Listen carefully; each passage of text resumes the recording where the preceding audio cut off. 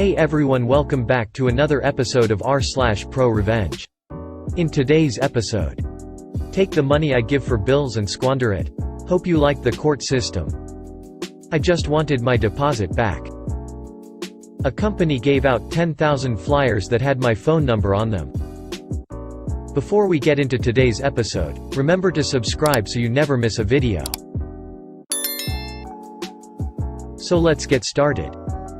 Take the money I give for bills and squander it. Hope you like the court system.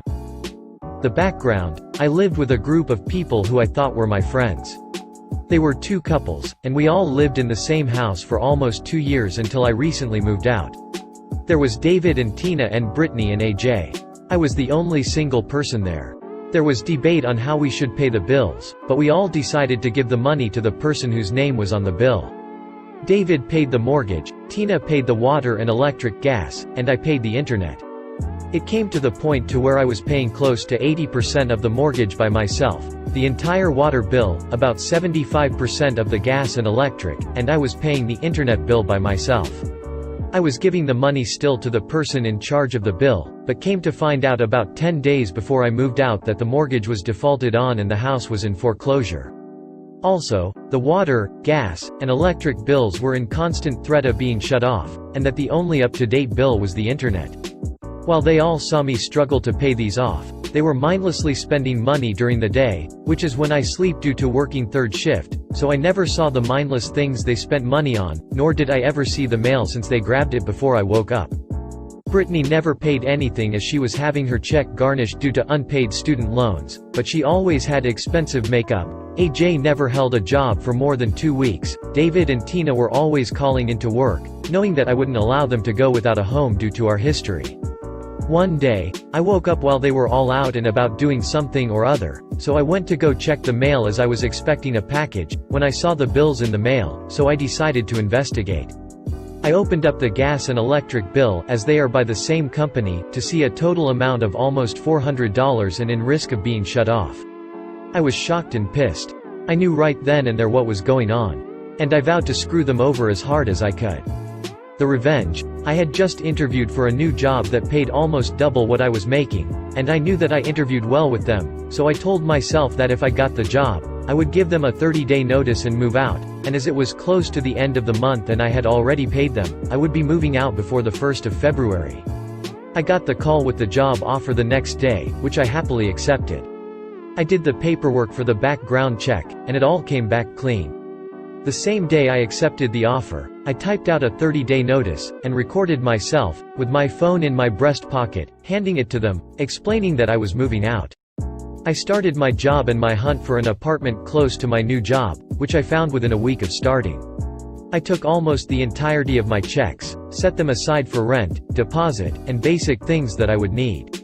I was asked several times to help with the next month's bills, to which I said no, as I was saving for my own place and that they had plenty of time to come up with the money between the 4 of them, because I was doing it all by myself pretty much on a meager pay rate of $11 an hour before my new job. There were a lot of scowls, passive-aggressive behavior, and flat-out attempts to take or use my things or foods without permission. The day came when I finally went and got my U-Haul and had a few friends help me move. Free beer and free lunch are the best payment ever, as they shared it all with me. I was determined to get it all in one go, so I got the biggest one they had, and we got everything packed up. I took everything that was mine down to my pizza stone, which they loved, my expensive kitchen knives which they would use and never clean, even my toilet paper that I had bought 3 days prior because I needed it. A few rolls went missing very quick. After moving everything, I sat down on my couch, looked around, my cat in my lap, and breathed a sigh of relief.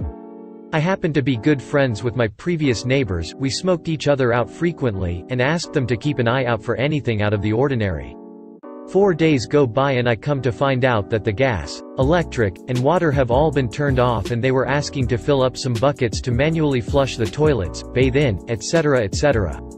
Now, both couples have dogs, which my cat hated as they were both hyperactive as hell, but I loved them, so I decided that those dogs were in a dangerous situation as they had no water, no heat in the middle of winter, and probably no food as I had bought the last bag about 2 weeks prior. I hate to see an animal hungry, so I called the local humane society and left an anonymous tip about the dogs and how I was worried about them. The next day, my neighbor, Todd, texted me telling me that the dogs were removed from the home, that my previous housemates were being charged with neglect, and because of the lack of utilities, that these were not civil, but criminal charges.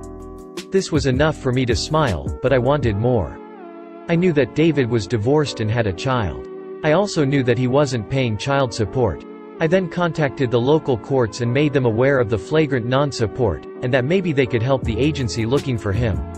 I provided the address that we lived at, and that the homeowner was the one that was being looked for.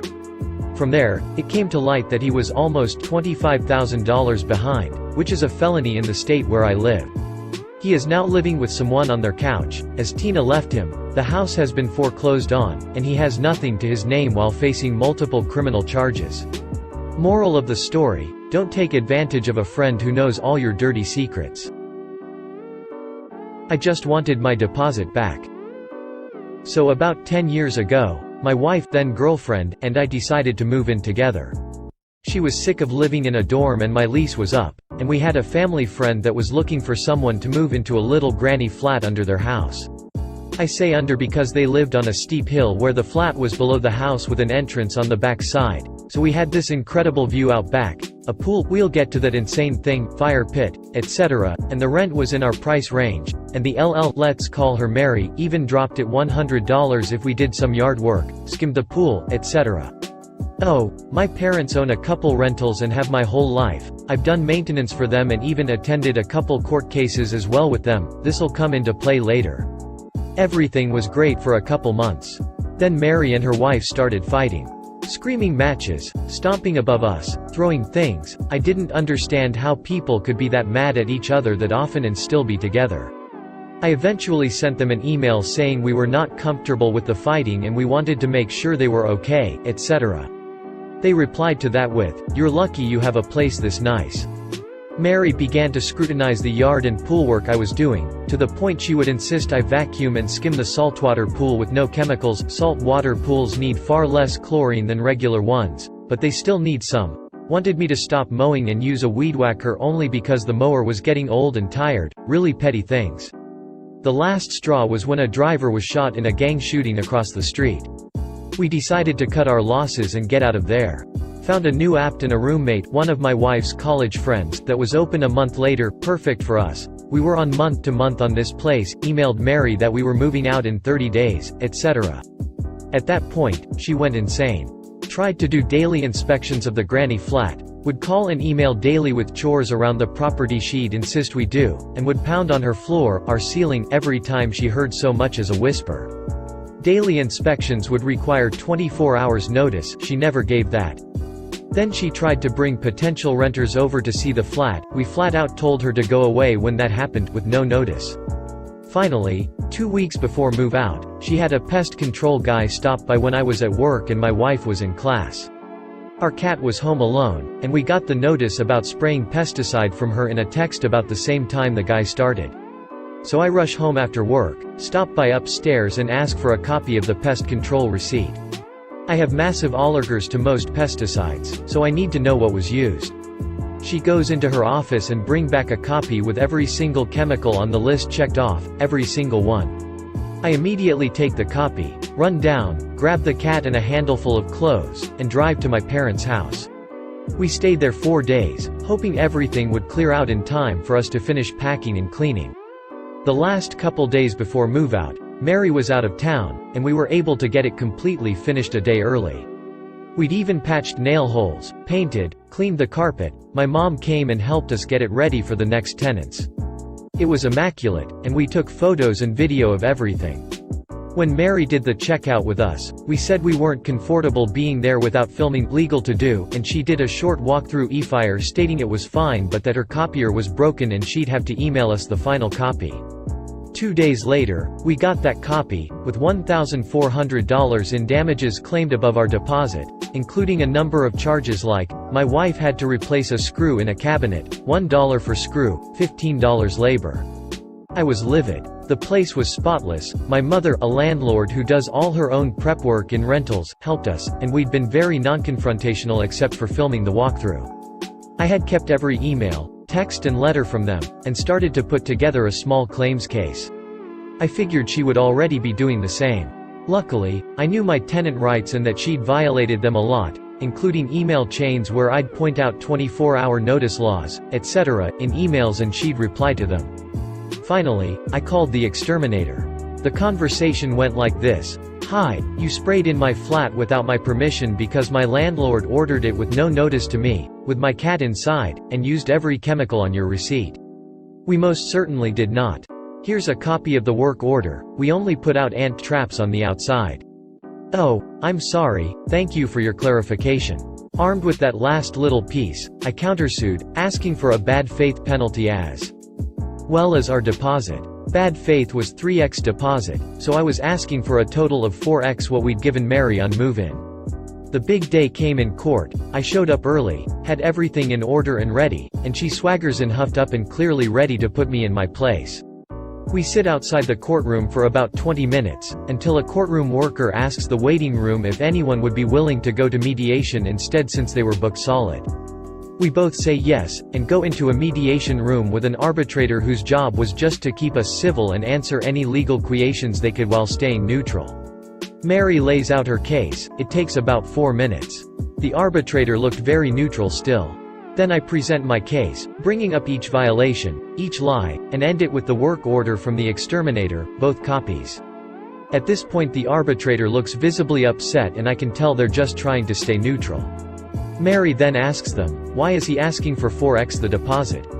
The arbitrator then explains the bad faith penalty, then looks at me, would you be okay dropping the penalty for your deposit back? Sure. They looked over at Mary, I can't tell you what to do. But what I can say is, if you decide to go back into that courtroom in front of a judge, it's not likely to go in your favor. I swear they really said this. I know they're not supposed to, but they did. I got my deposit back. A company gave out 10,000 flyers that had my phone number on them. This happened quite a long time ago when I had my first office job.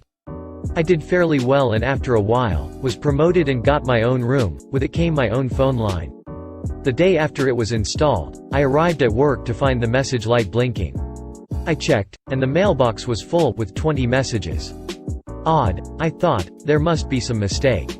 There sure was, message after message from people wanting to book a chalet. While I was still checking the messages, calls started coming in. Me, hello. Caller. Yes, I want to book a chalet. Do you have one available for this weekend? You have the wrong number. C. Pauses for a moment but this is XXX right. No, this is an office, in town. C. Pauses again but the number is XXXXXXXX. Yes, that is my number, but this is an office, we don't have anything to do with chalets. C. But I want to book a chalet. We don't do chalets, you have the wrong number. C. But your number is XXXXXX right. Yes, it's my number, but this is an office, not XXX, we don't do chalets. So the conversations went, and the moment I hung up, another call came in, and another. I had the phone off the hook all day. The next day, I decided to put the phone back. It rang immediately. Hello. C. Hello, I want to book a chalet. You have the wrong number. C. Is this XXXXXX? Yes, that is my number, but this is not XXX. C. But the flyer has this number, XXXXXX. Flyer. What flyer? C. This flyer for a special offer on all chalets between these dates. So I ended the call and looked for the main line of XXX company. I called them and told them I couldn't do any work because of all the calls that were coming in. Because they printed my number on their flyers. Me, so you printed my number on your flyers, my phone is ringing non-stop. I can't get any work done. Them, that is not possible. Do you have a flyer? Or the artwork? T. Yes, I'll just have a look in. Yes. Is that my number on your flyer? T. Yes. It must be a mistake. I'm sure it is, a big one. What are you going to do? T. The flyers have all been given out, there's nothing we can do. How many flyers were printed? T. 10,000. They couldn't do anything, they didn't want to do anything. I asked them to pay for changing the line and they refused. They didn't offer anything and even asked me to direct all the callers to them, at the correct number. So, I started answering all the calls. It took a week, but I told everyone we were fully booked till the end of the promotion. If you made it to the end of the video, thanks for watching. Remember to subscribe and we'll see you in the next video.